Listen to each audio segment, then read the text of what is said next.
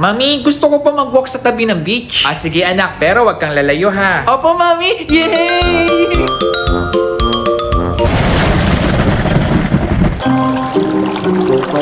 Wow, starfish!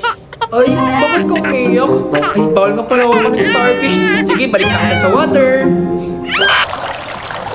Hala, si Nemo!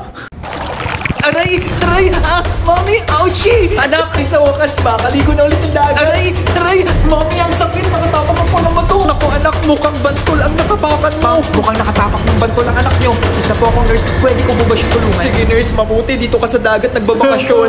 Kuya, relax ka lang. Huwag kang kakabahan. Tutulungan ka ni Super Nurse! Okay po, Super Nurse! Ibababad natin ang paa mo dito sa mainit na tubig sa loob ng 30 to 60 minutes. Ngayon naman, pwede tayong gumamit na itong tweezer para tanggalin natin yung spine ng bantol sa paa mo.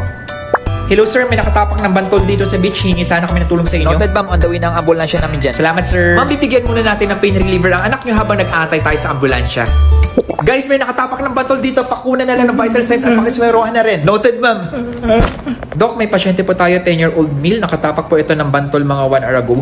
Nakapag first aid na rin po ako, Doc, sa beach, pero in pain pa rin po siya, Doc. Stable VS naman po, Doc, and 28 kilos po yung timbang niya. Di ba nasa bakasyon ka ngayon? Yes, Doc, kaso Doc, may emergency po sa relaxation day ko. Believe na talaga ako sa'yo. Mag-prepare ka na ng pain reliever, papunta na ako. Okay, Doc, noted po. This is Dr. Kuripot po. Hi, Doc. Magang-maga po ang paa hanggang binti na anak nyo. Nagpabigay na po ako ng pain reliever sa kanya at anti-tetanus. Sa ngayon po, kailangan natin siyang i-admit para po mas maobserbahan siya ng gusto at para makontrol na rin po yung pain niya. Okay po, Doc. Ano po ba, Doc, ang dapat namin gawin para maiwasan po ulit mangyari to? Una po, dapat nakasapatos tayo habang naglalakad sa tabi ng dagat. Lalo na po kung may mga dati ng insidente na nakatapak ng bantol sa dagat na yon. Kung sakaling nakapaa lang, mas maigi po na maglakad ng hindi inaangat ang paa. Parang ganito po.